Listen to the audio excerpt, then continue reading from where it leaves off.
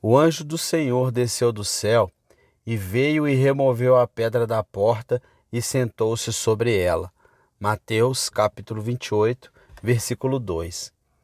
Enquanto as santas mulheres se dirigiam ao sepulcro, no crepúsculo da manhã, desejosas de embalsamar o corpo de Jesus, lembraram-se de que a enorme pedra que estava à porta do sepulcro seria um grande obstáculo no seu caminho.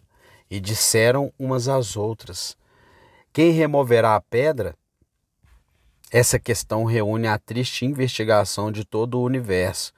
Eles parecem ter colocado em linguagem o grande suspiro da masculinidade universal. Quem removerá a pedra?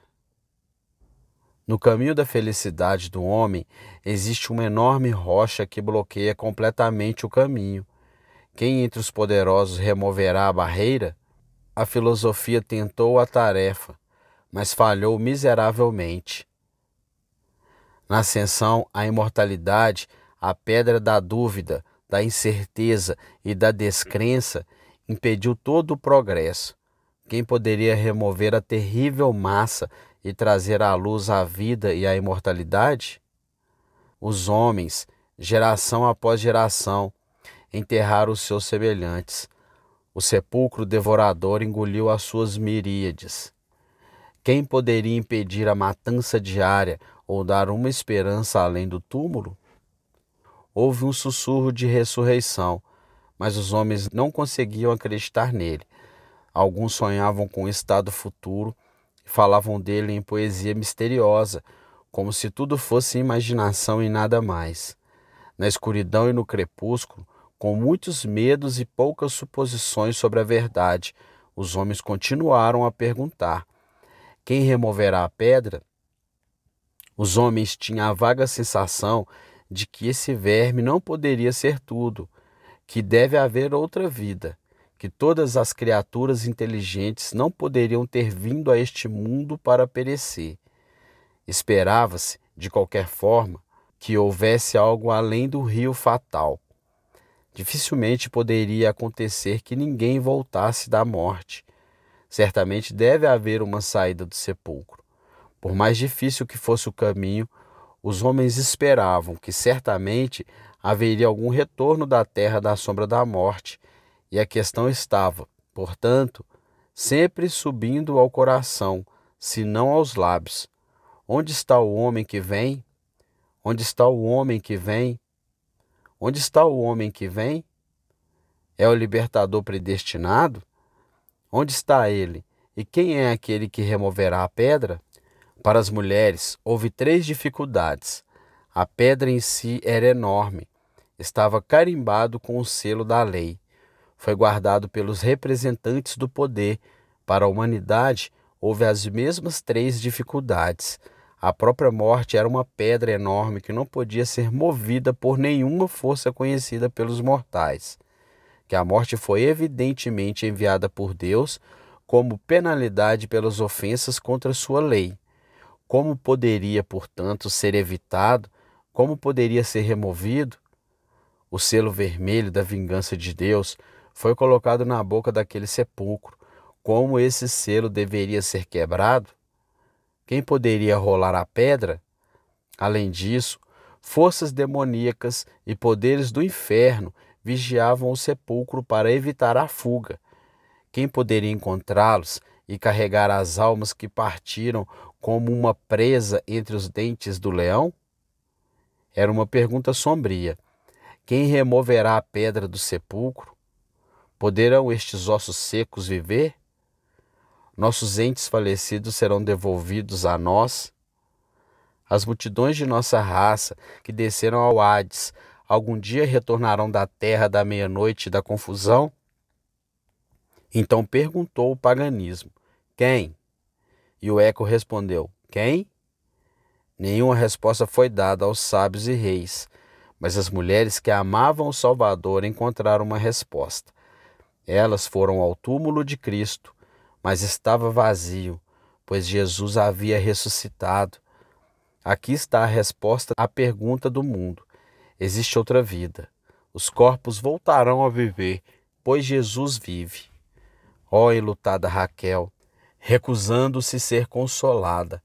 Retém a tua voz do choro e os teus olhos das lágrimas, porque o teu trabalho será recompensado, e eles voltarão da terra do inimigo. Não sofra mais, vocês que choram ao redor do túmulo, como aqueles que estão sem esperança, pois como não é mais o lugar para lamentações, é apenas a passagem para a imortalidade, é apenas o camarim no qual o espírito deixará de lado por um tempo suas vestes usadas em sua jornada terrena, para vesti-las novamente em um amanhã mais claro, quando serão lindas e brancas como nenhum lavadeiro na terra poderia fazer eles. Pretendo, esta manhã, falar um pouco sobre a ressurreição do nosso exaltado Senhor Jesus. E para que o assunto possa interessá-los mais prontamente, vou em primeiro lugar pedir a esta pedra que foi removida que pregue para você. E então convidarei você a ouvir a homilia do anjo em seu púlpito de pedra. Primeiro deixa a pedra pregar. Não é incomum encontrar nas Escrituras pedras que desejam falar. Grandes pedras foram roladas como testemunhas contra o povo. Pedras e vigas da parede foram chamadas para testemunhar o pecado. Chamarei esta pedra de testemunho das valiosas verdades de Deus, das quais ela era o símbolo. O rio do nosso pensamento se divide em 6 riachos. Primeiro, a pedra rolada deve evidentemente ser considerada como a porta do sepulcro removida. A casa da morte estava firmemente protegida por uma enorme pedra. O anjo o removeu e Cristo vivo apareceu. A porta maciça, você observará, foi tirada da sepultura, não apenas aberta, mas desmontada, jogada de lado, rolada. E agora a antiga prisão da morte está sem porta. Os santos entrarão, mas não serão encerrados. Permanecerão ali como uma caverna aberta, mas não há nada que impeça que saiam dela do devido tempo. Como Sansão, quando dormia em Gaza e era assediado por inimigos, levantou-se de manhã cedo e tomou sobre os seus ombros os portões de Gaza, postes e grades e tubos, e levou tudo embora, e deixou a fortaleza dos filisteus aberta e exposta. Assim foi feito até a sepultura por nosso mestre, que, tendo dormido seus 3 dias e 3 noites de acordo com o decreto divino, levantou-se na grandeza de sua força e destruiu as portas de ferro do sepulcro, rasgando todas as trancas do seu lugar. A remoção da pedra aprisionadora foi o tipo externo de nosso Senhor ter arrancado os portões da sepultura, postes, grades e tudo mais, expondo assim aquela velha fortaleza da morte do inferno, e deixando-a como uma cidade invadida e tomada, e desprovido de poder. Lembre-se de que nosso Senhor foi levado ao túmulo como refém. Ele morreu pelos nossos pecados, como uma dívida. Eles foram imputados a ele, e ele quitou a dívida devida por nós a Deus na cruz. Ele sofreu plenamente o grande equivalente substitutivo ao nosso sofrimento, e então foi confinado no túmulo como refém até que sua obra fosse totalmente aceita. Essa aceitação seria notificada pela sua saída da vil prisão, e essa saída se tornaria a nossa justificação. Ele ressuscitou para a nossa justificação. Se ele não tivesse pago totalmente a dívida, teria permanecido na sepultura. Se Jesus não tivesse feito expiação eficaz, total e final, ele teria continuado cativo, mas ele fez tudo. Está consumado, que sai dos seus próprios lábios, foi estabelecido pelo veredicto de Jeová, e Jesus foi libertado. Observe-o enquanto ele ressuscita, não saindo da prisão como um criminoso que escapa da justiça, mas saindo vagarosamente como alguém cujo tempo de libertação da prisão chegou, levantando-se, é verdade, por seu próprio poder, mas não saindo do túmulo sem uma permissão sagrada. O oficial celestial da corte do céu é encarregado de abrir a porta para ele rolando a pedra. E Jesus Cristo, completamente justificado, ressuscita para provar que todo o seu povo está nele completamente justificado, e a obra da salvação é para sempre perfeita. A pedra é removida da porta do sepulcro, como que para mostrar que Jesus realizou a obra com tanta eficácia que nada pode nos trancar novamente na sepultura. A sepultura mudou de cara, a sepultura mudou de caráter, foi totalmente aniquilado e colocado como uma prisão, de modo que a morte dos santos não é mais um castigo pelo pecado, mas uma entrada para o descanso. Vinde, irmãos e irmãs, alegremo-nos nisto. No túmulo vazio de Cristo, vemos o pecado eliminado para sempre e, portanto, vemos a morte efetivamente destruída. Nossos pecados foram a grande pedra que fechou a boca do sepulcro e nos manteve cativos na morte, nas trevas e no desespero. Mas nossos pecados agora foram removidos para sempre e, portanto, a morte não é mais uma masmorra escura e sombria, o anticâmara do inferno, mas sim um quarto perfumado, uma sala de estar, o vestíbulo do céu. Tão certo como Jesus ressuscitou, o seu povo deve deixar os mortos. Não há nada que impeça a ressurreição dos santos. A pedra que poderia nos manter na prisão foi removida. Quem pode nos impedir de entrar quando a porta desaparece?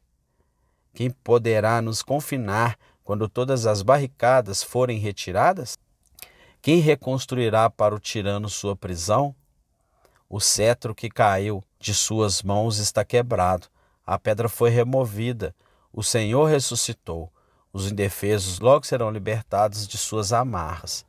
Em segundo lugar, considera a pedra como um troféu montado. Assim como os homens de antigamente ergueram pedras memoriais e como hoje erguemos colunas para contar grandes feitos de bravura, assim aquela pedra removida foi, por assim dizer, diante dos olhos de nossa fé, consagrada naquele dia como um memorial da morte de Cristo, vitória eterna sobre os poderes da morte e do inferno.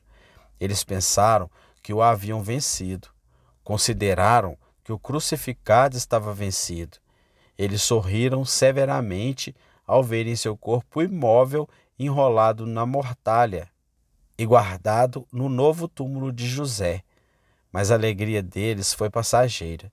Sua vanglória foi breve, pois no momento determinado, aquele que não podia ver a corrupção levantou-se e saiu de debaixo de seu poder. Seu calcanhar foi machucado pela velha serpente, mas na manhã da ressurreição ele esmagou a cabeça do dragão. Vão a pedra, o relógio, o selo. Cristo rompeu as portas do inferno. A morte em vão proíbe sua ascensão. Cristo abriu o paraíso. Vive novamente nosso glorioso Rei. Onde, ó morte, está agora o seu aguilhão? Uma vez que ele morreu nossas almas para salvar, onde está a sua vitória, sepultura jactanciosa? Amados irmãos em Cristo, ao olharmos para aquela pedra com o anjo sentado sobre ela, ela surge diante de nós como um monumento da vitória de Cristo sobre a morte e o inferno, e nos convém lembrar que sua vitória foi alcançada para nós, e os frutos disso são todos os nossos. Temos que lutar contra o pecado, mas Cristo o venceu. Somos tentados por Satanás. Cristo derrotou Satanás. Pouco a pouco deixaremos este corpo, a menos que o Senhor venha rapidamente. Podemos esperar, juntar os pés como nossos pais e ir ao encontro de nosso Deus. Mas a morte foi vencida para nós e não podemos ter motivo para temer. Coragem, soldados cristãos. Vocês estão enfrentando um inimigo derrotado. Lembrem-se que a vitória do Senhor é uma garantia para a sua. Se o chefe vencer, os membros não serão derrotados. Não deixe a tristeza ofuscar seus olhos. Não deixe que nenhum medo perturbe seu espírito. Você deve vencer, pois Cristo conquistou. Desperte todos os seus poderes para o conflito e anime-os com a esperança da vitória. Se você tivesse visto seu mestre derrotado, você poderia esperar para ser levado como palha pelo vento, mas o poder pelo qual ele venceu, ele lhe empresta. O Espírito Santo está em você. O próprio Jesus prometeu estar sempre com você até o fim do mundo, e o Deus poderoso é o seu refúgio. Você certamente vencerá pelo sangue do Cordeiro. Coloque essa pedra diante dos olhos da sua fé esta manhã e diga: Aqui meu mestre venceu o inferno e a morte, e em seu nome e por sua força eu serei coroado também, quando o último inimigo for destruído. Para um terceiro uso desta pedra, observe que aqui está lançado um alicerce. Aquela pedra removida do sepulcro que tipifica e certifica como o faz a ressurreição de Jesus Cristo é a pedra fundamental da fé cristã. O fato da ressurreição é a pedra angular do cristianismo. Refute a ressurreição de nosso Senhor e nossa fé santa seria uma mera fábula. Não haveria nada em que a fé pudesse repousar se aquele que morreu na cruz não também ressuscitasse do túmulo. Então, sua fé é vã, disse o apóstolo. Você ainda está em seus pecados, enquanto também aqueles que dormiram em Cristo pereceram. Todas as grandes doutrinas da nossa religião divina desmoronam como as pedras de um arco, quando a pedra angular é desalojada. Numa ruína comum, todas são derrubadas, pois toda a nossa esperança depende desse grande fato. Se Jesus ressuscitou, então este evangelho é o que professa ser. Se ele não ressuscitou dos mortos, então é tudo engano e ilusão. Mas, irmãos e irmãs, que Jesus ressuscitou dos mortos é um fato melhor estabelecido do que quase qualquer outro na história. As testemunhas foram muitas. Eram homens de todas as classes e condições. Nenhum deles jamais se confessou enganado ou enganando. Eles estavam tão convencidos de que era um fato que a maioria deles sofreu a morte por testemunhar isso. Eles não tinham nada a ganhar com tal testemunho. Eles não ascenderam ao poder, nem ganharam honra ou riqueza. Eram homens verdadeiros e simplórios que testemunharam o que viram e deram testemunho daquilo que viram. A ressurreição é um fato melhor atestado do que qualquer evento registrado na história, seja ela antiga ou moderna. Aqui está a confiança dos santos.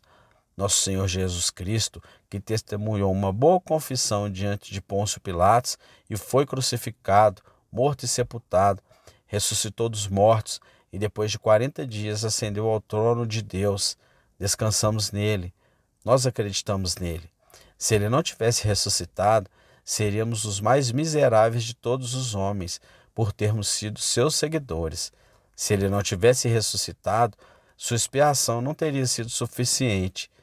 Se ele não tivesse ressuscitado, seu sangue não teria sido provado para nós como eficaz para a remoção do pecado. Mas como ele ressuscitou, construímos sobre esta verdade de Deus. Toda a nossa confiança repousamos sobre ela e estamos persuadidos de que, ressuscitados dos mortos, ele vai adiante. Ele abre a porta eterna do céu para dar aos seus santos uma morada abençoada, perto de seu Redentor e de seu Deus. Meus queridos ouvintes, vocês estão depositando suas esperanças eternas na ressurreição de Jesus Cristo dentre os mortos? Você confia nele, acreditando que ele morreu e ressuscitou por você? Você coloca toda a sua dependência no mérito do seu sangue, certificado pelo fato de sua ressurreição? Se sim, você tem uma base de fatos e de verdade, um fundamento contra o qual as portas do inferno não prevalecerão. Mas se você está construindo sobre qualquer coisa que você fez ou sobre qualquer coisa que as mãos sacerdotais possam fazer por você, você está construindo sobre as areias que serão varridas pelo dilúvio quando tudo devorar, e você e a sua esperança também irão afundar. O abismo insondável envolto na escuridão do desespero. Ó, o construtor sobre a pedra viva de Cristo. Ó, descansar nele, que é uma pedra angular provada, eleita, preciosa, isto é, construir de forma segura, eterna e abençoada. Uma quarta voz vinda da pedra é esta: aqui está o descanso fornecido. O anjo parecia nos ensinar isso quando se sentou na pedra. Quão vagarosamente toda a ressurreição foi efetuada, quão silenciosamente também. Que ausência de pompa e desfile. O anjo desceu, a pedra foi removida. Cristo ressuscitou e então o anjo sentou-se na pedra. Ele ficou ali sentado em silêncio e graciosamente desafiando os judeus e seu selo, os legionários romanos e suas lanças, até a sua morte, a terra, o inferno. Ele fez o mesmo que dizer: venham e rolam aquela pedra novamente, seus inimigos do ressuscitados. Todos vocês, poderes infernais, que pensaram em prevalecer contra o nosso príncipe eterno, role aquela pedra novamente, se vocês ousarem ou puderem. O anjo não disse isso em palavras, mas seu assento majestoso e tranquilo sob a pedra significava tudo isso e muito mais. O trabalho do Mestre está feito, e feito para sempre, e esta pedra não deve mais ser usada. Esta porta desmontada, que não é mais usada para fechar o túmulo, é do tipo que está consumado, terminado para nunca ser desfeita, terminado para durar eternamente. Aquele anjo em repouso sussurra suavemente para nós: vem aqui e descanse também. Não há descanso mais completo, melhor e mais seguro para a alma do que no fato de que o Salvador, em quem confiamos, ressuscitou dos mortos. Você está de luto por amigos que partiram hoje? Oh, vem e sente-se sobre esta pedra que lhe diz que eles ressuscitarão. Você espera morrer em breve? O verme está na raiz? Você tem o rubor da tuberculose em sua bochecha? Oh, vem e sente-se sobre esta pedra e lembrem-se de que a morte perdeu o seu terror agora, pois Jesus ressuscitou do túmulo. Venha também vocês, fracos e tremos, e respirem desafios à morte e ao inferno. O anjo desocupará seu lugar para você e permitirá que você se sente diante do inimigo. Embora você seja apenas uma mulher humilde ou um homem abatido, palácio lânguidos por longos anos de doença cansativa, ainda assim, você poderia desafiar todas as hostes do inferno enquanto descansa nessa preciosa verdade de Deus. Ele não está aqui, mas ele ressuscitou. Ele deixou os mortos não mais para morrer. Ao refletir sobre esta passagem do meio do discurso, lembrei-me daquela época em que Jacó viajou para a casa de Labão. Disse-se que ele chegou a um lugar onde havia um poço e uma grande pedra estava sobre ele. E os rebanhos e manadas estavam reunidos em torno dele, mas eles não tinham água, até que alguém veio e removeu a grande pedra da boca do poço. E então deram de beber os rebanhos. Mesmo assim, o túmulo de Jesus é como um grande poço jorrando mais puro e divina refrigeração. Mas até que essa pedra fosse removida, nenhum dos rebanhos redimidos pelo sangue poderia ser regado ali. Mas agora, todos os domingos, na manhã de ressurreição, no primeiro dia da semana, nos reunimos ao redor do sepulcro aberto de Nosso Senhor e tiramos águas vivas daquele poço sagrado. Ó vocês, ovelhas cansadas do rebanho, ó vocês que estão fracos e prontos para morrer, vem aqui, que tem um doce refresco. Jesus Cristo ressuscitou. Multipliquem-se as vossas consolações. Cada nota aumentam como maravilhas. Onde está outrora temido o rei do inferno? Onde, ó morte, seu aguilhão mortal? Aleluia.